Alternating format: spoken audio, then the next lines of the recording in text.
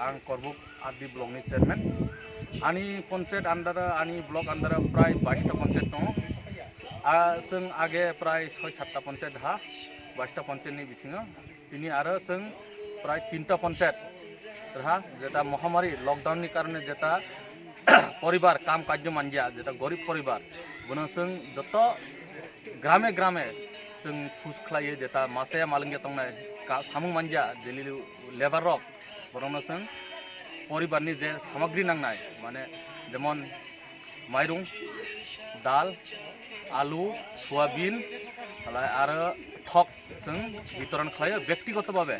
आनी लगे दङ आनी मण्डलनि सदस्य आरो जों सामने बारबो आव खालायो सामने बारबो जों आव प्राय जत पंचायत जों रोनि होननाय आसा खालायो हामबाय।